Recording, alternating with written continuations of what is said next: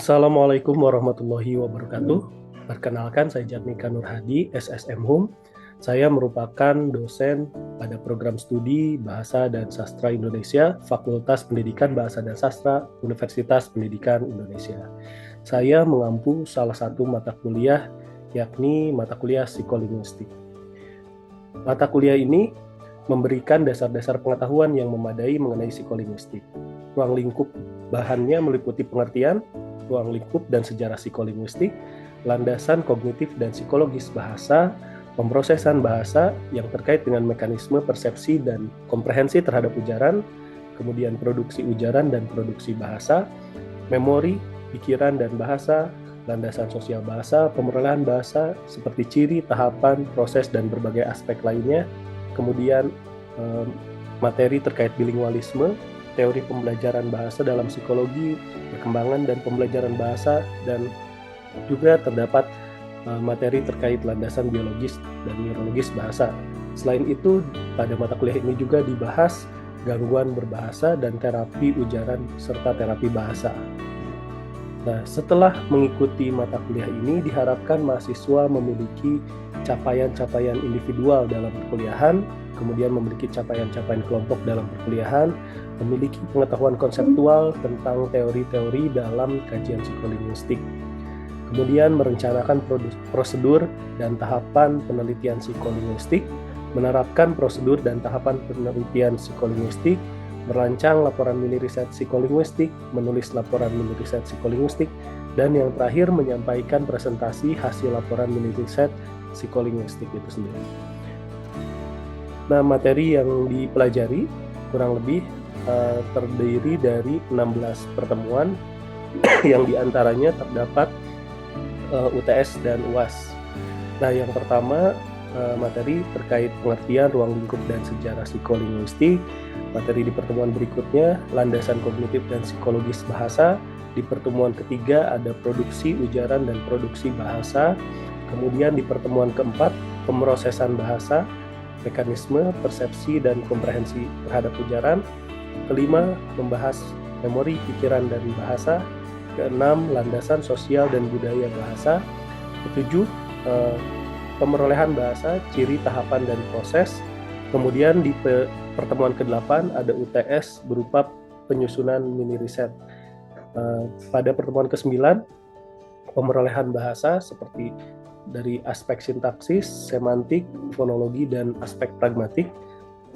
Kemudian bilingualisme, pemerolehan bahasa kedua. Yang ke-11, teori pembelajaran dan perkembangan bahasa dalam psikologi. Ke-12, landasan biologis dan neurologis bahasa terkait bahasa dan otak, ciri bahasa manusia dan lokalisasi, serta lateralisasi otak. Pada pertemuan 13 dipelajari gangguan berbahasa.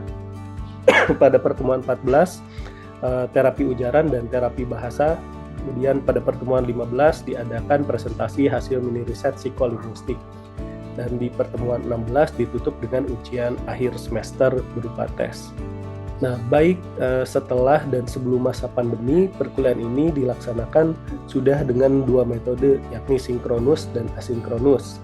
Nah, pertemuan sinkronus dilaksanakan di ruang perkuliahan di kampus sebelum masa pandemi, sedangkan selama masa pandemi dilaksanakan melalui Zoom atau Google Meet.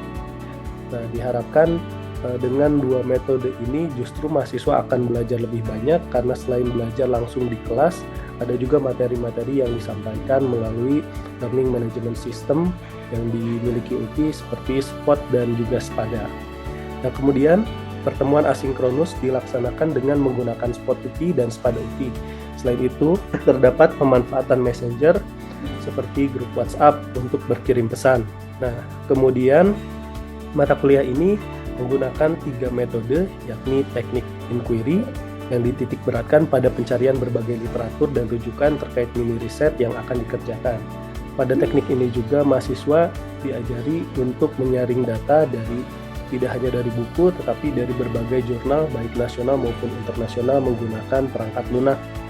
Nah, selain itu mahasiswa juga di sini ajari dengan menggunakan model studi kasus. Nah, mahasiswa mencari permasalahan, kasus-kasus psikologis, biologis, neurologis yang berkaitan dengan aspek kebahasaan. Kemudian dibahas di dalam kelas dan bersama-sama dipecahkan kasus tersebut baik dalam bentuk presentasi, diskusi maupun dalam bentuk mini riset. Kemudian model project based learning digunakan untuk melatih mahasiswa dalam melaksanakan atau mengerjakan mini riset. Nah, mini riset dilakukan secara terbimbing agar mahasiswa mengetahui tren penelitian apa saja dalam psikolinguistik, kemudian bisa melakukan mini riset sesuai dengan tren yang ada. Nah, kemudian interaksi dosen dan mahasiswa di sini berfokus pada student-centered learning. Nah, dosen hanya berperan sebagai fasilitator untuk memberikan bimbingan dan memberikan arahan, sementara mahasiswa dituntut untuk aktif tanpa selalu mengandalkan pemberian materi dari dosen. Namun, di sini mahasiswa tetap dapat berdiskusi dengan dosen untuk memahami materi-materi yang mungkin saja kurang dipahami oleh mahasiswa ketika mencari informasi itu sendirian. Nah, sistem penilaian yang dilakukan adalah dengan menilai hasil laporan mini riset, kemudian keaktifan saat diskusi dan presentasi, dan juga penilaian berbasis tes. Nah, ini diharapkan bisa secara menyeluruh menilai dan dapat secara objektif juga menilai hasil pekerjaan mahasiswa. Nah, berikut rekaman pembelajaran dari mata kuliah psikolinguistik yang mengambil topik landasan biologis dan neurologis bahasa. Wassalamualaikum warahmatullahi wabarakatuh. Waalaikumsalam warahmatullahi wabarakatuh. Nah, alhamdulillah ya kita sudah bisa berkumpul ya walaupun masih di ruang tatap maya karena kondisi masih dalam kondisi pandemi. Nah, walaupun demikian semoga tidak mengurangi motivasi kita, hasrat kita untuk memahami, menambah keilmuan gitu ya, mempelajari materi-materi baru. Nah, khususnya materi yang berkaitan dengan mata kuliah kita, mata kuliah psikolinguistik. Nah, kita sudah masuk ke hari ini ke pertemuan 12. Namun sebelum kita masuk ke materi, kita berdoa terlebih dahulu sesuai dengan agama dan keyakinan masing-masing. Nah, berdoa kita mulai.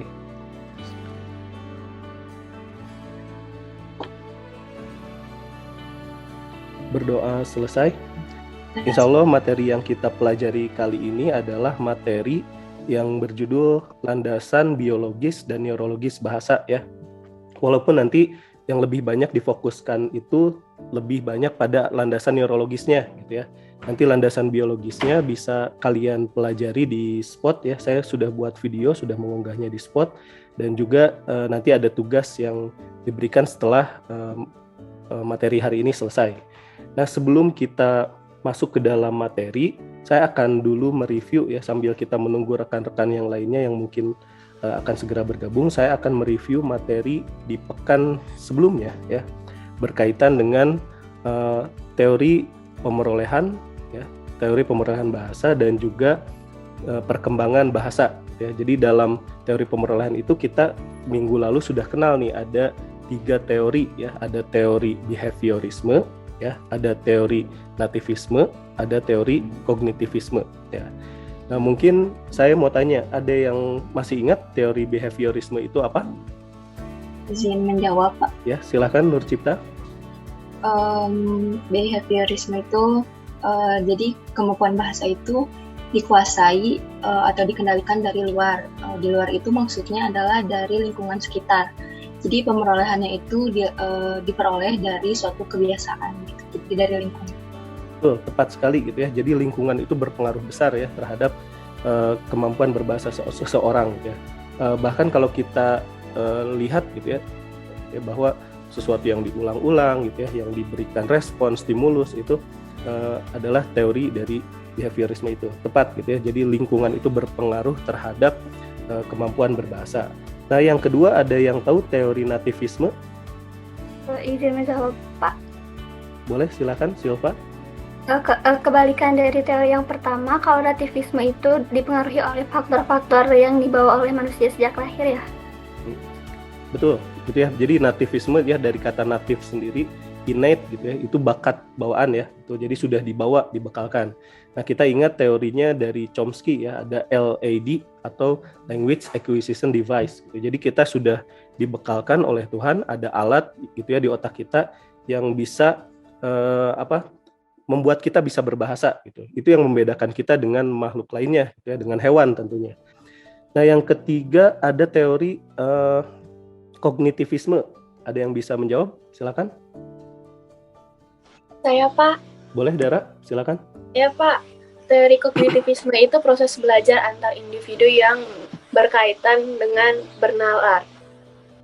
Betul ya. Kata kuncinya itu bernalar, berpikir. Jadi semakin kuat kemampuan bernalarnya, semakin kuat kemampuan berpikir seseorang gitu ya, semakin baik bahasanya. Karena kemampuan berbahasa yang memang beriring dengan perkembangan otak kita, perkembangan cara berpikir manusia. Jadi kognitif itu memang ke arah sana. Nah, kita akan beranjak ke materi di pekan ini. Tadi sudah saya sebutkan judulnya landasan biologis dan neurologis bahasa ya. Walaupun nanti fokusnya lebih banyak ke landasan neurologisnya. Nah, ini indikator capaian pembelajaran mata kuliah ini. Jadi bisa menjelaskan landasan biologis, bisa menjelaskan landasan neurologis bahasa ya. Kalau biologisnya nanti di video yang sudah saya unggah di spot ya. Kemudian landasan neurologisnya kita pelajari hari ini lebih banyak.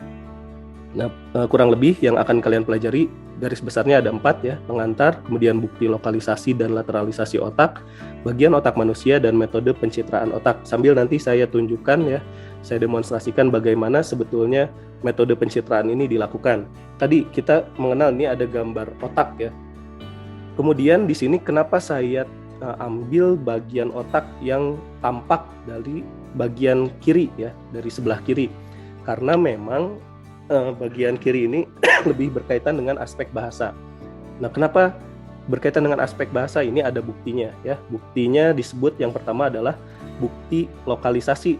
Nah, maksud lokalisasi di sini adalah area atau wilayah gitu ya dalam otak itu yang berkaitan dengan aspek bahasa. Nah, ini pernah diteliti yang terkenal gitu ya, bukan hanya di bidang bahasa ya, terkenal juga di bidang neurologi, yaitu Paul Broca dan Wernicke ya.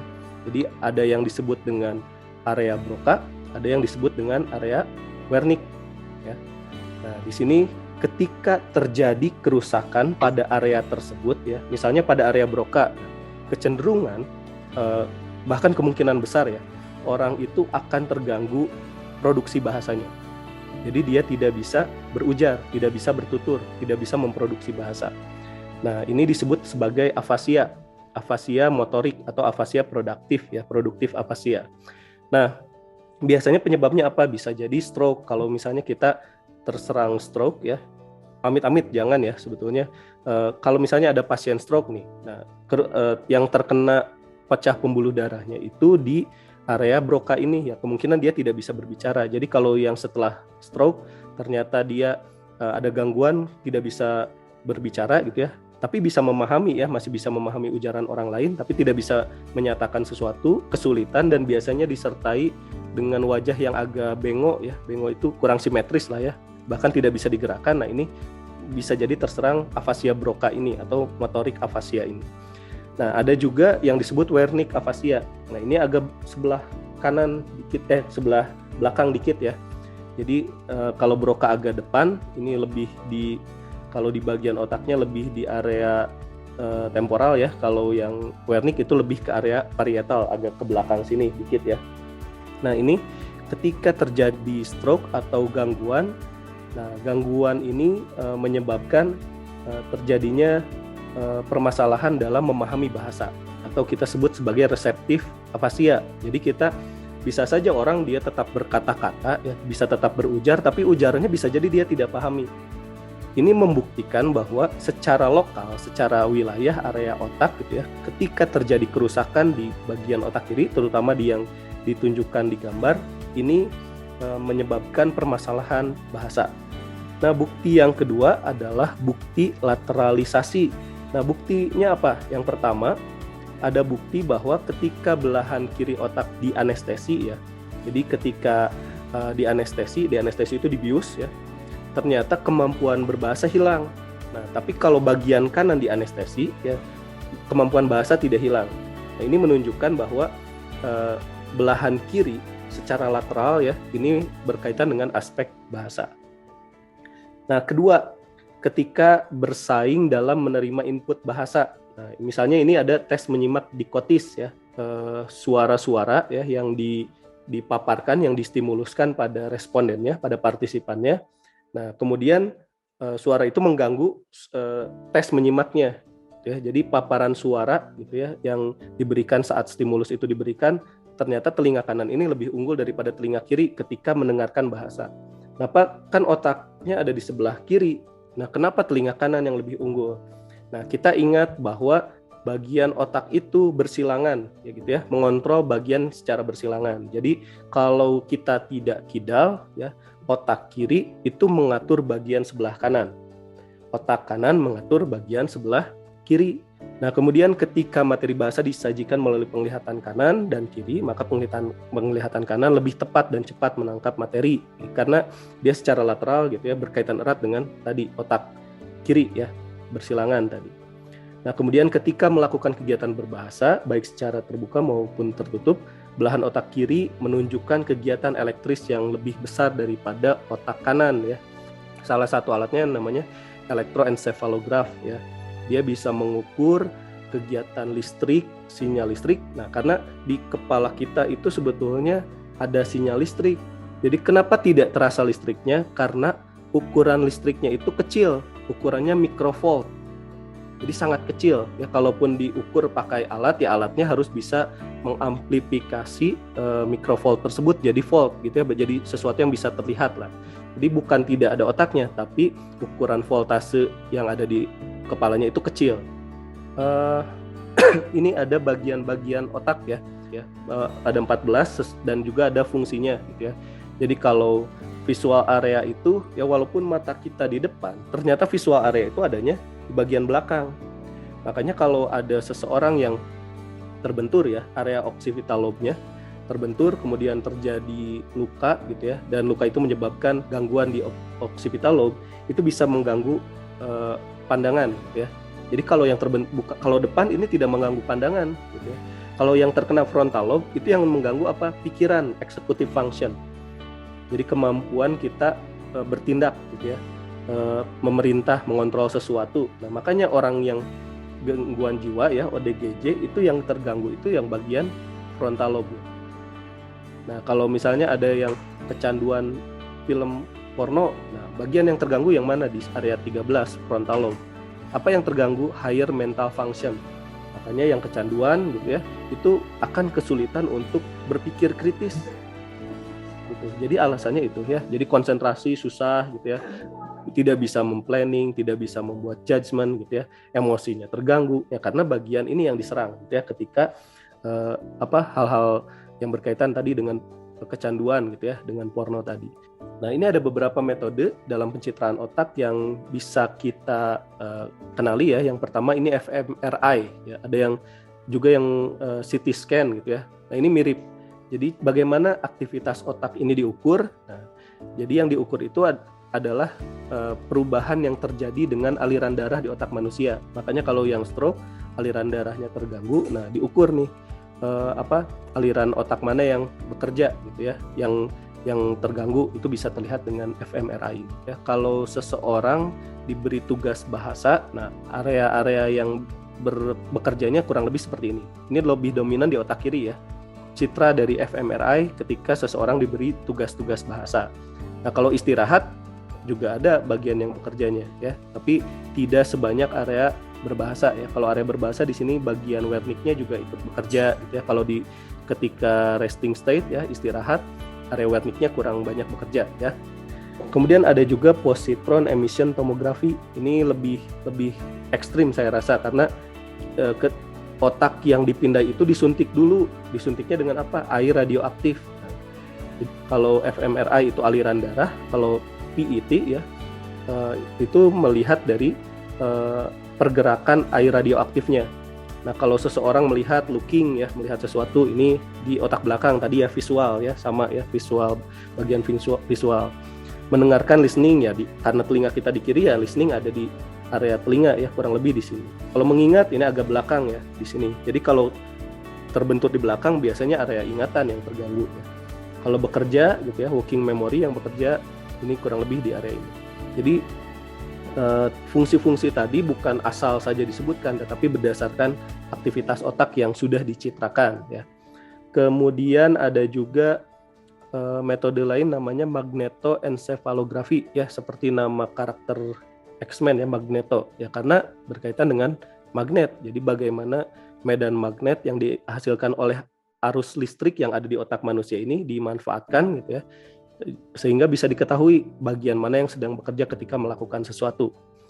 Nah, yang terakhir juga ini ada namanya elektroencephalografi. Nah, kalau Anda pernah ke lab ya, ke laboratorium, nah kemudian melihat orang atau Anda sendiri dipasangi alat ya semacam ini, biasanya yang mengalami epilepsi juga dideteksi dengan elektroencephalografi ya. Jadi melihat listrik yang nah kenapa salah satunya itu ya terjadi epilepsi itu karena bayangkan ya, listrik itu tadinya ukurannya mikrovolt, tetapi tiba-tiba ada listrik yang ukurannya lebih dari mikrovolt terjadi di otak ya, orang pasti kejang-kejang ya. Nah, nanti biasanya dipantau ya, kemudian nanti ketika terjadi epilepsi ketahuan oh ini titik ini yang menyebabkan kejang itu terjadi. Nah, nanti diberi obat agar mengurangi sensasi di titik tersebut. Nah, ini salah satunya dengan elektroencephalografi. Hanya memang kalau standar laboratorium elektrodanya cukup banyak ya, bisa sampai 128 titik ya, bahkan di wajah juga ada yang bisa dipasang seperti ini kurang lebih ya gambarannya. Tapi memang kalau dari segi akurasi ya tidak seakurat yang tadi fMRI tadi, tapi bisa dijadikan juga untuk penelitian boleh gitu ya, tapi tidak seakurat yang fMRI tadi, karena kalau fMRI bisa melihat aliran darahnya.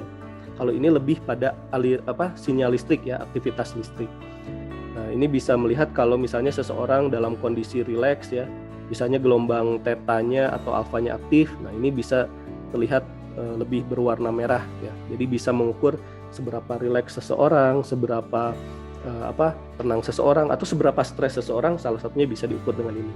Nah, saya punya alat tapi tidak seperti yang tidak seperti yang digunakan di gambar, tapi alatnya satu merek sama. Kalau ini lebih seperti headband ya. Saya lepas dulu kacamata karena elektrodanya ada di samping ya, seperti ini. Nah, bagian yang berwarna krem ini elektroda. Nah, elektrodanya di samping. Nah, kita coba demonstrasikan ya penggunaan alat ini nih. Nah, saya stop share dulu. Saya akan share alat yang sudah terhubung ke ini ya, ke gawai ya. Nah, kalau coba perhatikan, saya akan berkedip berulang-ulang. Nanti akan ada sinyal gelombang ya yang naik turun ya. Itu ciri saya sedang berkedip. Saya coba akan berkedip berulang-ulang. Nah, bisa dilihat di TP10 dan TP9 ya. Nah, jadi berkedip saja ya. Kalau ini sudah normal lagi nih, tidak berkedip ya. Kalau ini saya ngedip 2 kali. Nah, ada ya sinyalnya ya. Nah, itu ciri kedipan 2 kali itu saja, berkedip saja itu bisa dideteksi sinyalnya. Kenapa berkedip? Bisa dideteksi sinyal listriknya? Karena berkedip itu mengirimkan sinyal listrik. Jadi kurang lebih elektroencephalografi semacam ini. Dan sekarang di dunia multidisipliner, terutama dalam linguistik, sudah mulai banyak dimanfaatkan penggunaan alat-alat ini. Kecerdasan buatan gitu ya, penelitian-penelitian tentang emosi yang berkaitan dengan bahasa sudah banyak melibatkan penggunaan alat-alat semacam ini. Jadi semoga ini memberikan insight ya, memberikan motivasi bahwa ternyata ketika belajar bahasa juga secara multidisipliner kita bisa berkaitan dengan area neurologi, biologi gitu ya. Kalau sosial sudah jelas ada sosiolinguistik ya, ada antropolinguistik. Nah, psikologi juga ini ternyata psikolinguistik berkaitan dengan aspek neurologi. Nah, itu ya materi dari saya, semoga bisa dipahami. Kalau misalnya ada yang mau ditanyakan atau mau didiskusikan, boleh silakan supaya kita lebih paham lagi ya, atau lebih terbuka lagi wawasan kita terhadap mata kuliah ini dan juga neurolinguistik ya. Silakan. Iya, Bapak izin bertanya Bapak terkait materi berhubungan dengan materi hari ini. Untuk keterlambatan yang sempat disinggung oleh Bapak, keterlambatan berbicara juga terhadap anak yang sangat fokus terhadap gadgetnya juga mempengaruhi otaknya. Apakah ada proses yang terjadi sehingga setelah anak tersebut sudah mengakibatkan keterlambatan membaca, kemudian sulit kembali untuk mempelajari agar dapat berkembang dalam proses pemerolehan bahasa kemudian dapat berbicara. Terima kasih Bapak. Ya, kalau keterlambatan berbicara kasusnya yang misalnya kenapa akhirnya anak sulit memahami, karena bayangkan saja mungkin orang tuanya juga tidak selalu mengawasi penggunaan gawainya. Jadi yang masuk ke otak anak itu bisa apapun gitu ya, bisa dan bisa jadi tanpa konteks tertentu. Tapi ketika dipaparkan video dari YouTube, bisa jadi anak tidak bisa menangkap konteksnya dengan penuh. Kemudian penggunaan kosakatanya juga bisa jadi tidak diulang-ulang, sehingga anak tidak bisa menangkap dengan baik mana konteks yang sesuai dengan kata tersebut. Nah, akhirnya asosiasi di otaknya itu cukup berantakan.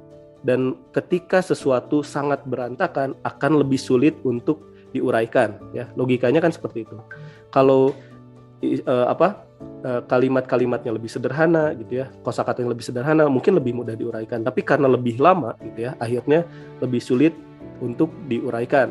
Nah, prosesnya berdampak pada keterlambatan berbicara tadi. Jadi kalau berbicara kan sederhananya menggunakan kata-kata yang sederhana gitu ya, menggunakan kalimat yang sederhana. Nah, itu bisa memudahkan seseorang untuk berbicara. Nah, faktornya ya tadi pasti terjadi gangguan di otaknya karena paparan yang banyak ya. Biasanya ya di bagian depan bisa jadi atau di bagian-bagian tertentu. Seperti itu Rahma, semoga dipahami ya. Baik Bapak, terima kasih Bapak. Ya, sama-sama. Yang lain silakan. Nur Cipta boleh? Ini saya mungkin agak kurang paham ya Pak. Tadi di metode pencitraan otak di fMRI itu ada sesi istirahat. Sedangkan bukankah kita itu setiap saat, setiap waktu itu berhubungan langsung dengan bahasa gitu. Maksud istirahat di sini itu bagaimana? Bahkan kan ketika tidur kita mimpi di sana ada bahasa-bahasa yang langsung masuk ke otak kita gitu. Itu sesi istirahatnya bagaimana? Ya, sebetulnya memang bukan berarti ketika kita beristirahat total gitu ya, atau tidur saja memang masih bermimpi gitu ya. Mungkin masih memanfaatkan bahasa, hanya aktivitas yang dalam penelitian tersebut yang disebut dengan language task-nya gitu ya, tugas berbahasanya itu biasanya disuruh untuk berujar sesuatu gitu ya, atau misalnya disuruh untuk membaca tuturan kalimat-kalimat tertentu dalam teks tertentu misalnya. Itu kan tugas bahasa. Tapi ketika diberikan resting state atau kondisi rest gitu ya, berarti dia tidak diberikan paparan apapun. Ya, walaupun misalnya mungkin di otaknya ada responden yang masih berpikir terhadap satu hal, misalnya ketika di uji coba dia berpikir tentang kata-kata tertentu yang ingin dia ingat, ya bisa jadi seperti itu gitu ya, tapi setidaknya dia tidak sedang melakukan aktivitas berbahasa gitu. Maksudnya resting state itu di sana. Nah, kurang lebih seperti itu ya gambarannya terkait penggunaan otak manusia ya. Nanti kita kaitkan di pertemuan berikutnya otak dengan gangguan berbahasa ya, dengan penyimpangan berbahasa dan sebagainya gitu ya, supaya kita paham misalnya yang autistik itu kenapa, apa yang terjadi di otaknya dan kenapa akhirnya komunikasinya seperti itu gitu ya, atau misalnya yang afasia kenapa seperti itu terjadi, nah berbahasanya kenapa terganggu. Nah, nanti kita pelajari lebih lanjut di pertemuan pekan depan ya, karena mungkin waktu juga sudah habis gitu ya. Mungkin tadi pertanyaan Rahma sekaligus sebagai pertanyaan penutup. Nah, tadi sedikit mereview terkait materi kita. Tadi ada 2 bukti bahwa kenapa bagian kiri lebih dominan. Bukti apa saja? Lateralisasi dan lokalisasi. Nah, itu ya. Jadi diingat 2 buktinya, bukti lateralisasi dan bukti lokalisasi gitu ya. Jadi lokalisasi secara area, lateralisasi berdasarkan hemisfer kiri dan hemisfer kanan ya. Nah, kurang lebih seperti itu, semoga dapat dipahami. Jika ada pertanyaan lebih lanjut, kita bisa diskusikan di grup WhatsApp, ya. Nanti juga jangan lupa isi presensi yang sudah saya kirimkan di chat. Nah, terima kasih atas kehadiran Anda. Assalamualaikum warahmatullahi wabarakatuh. Waalaikumsalam warahmatullahi Waalaikumsalam. Terima kasih Bapak. Terima kasih ya Pak. Atur nuhun, Bapak. Sama-sama. Terima kasih telah memberikan simakan pada video ini. Semoga video ini dapat bermanfaat. Wassalamualaikum warahmatullahi wabarakatuh.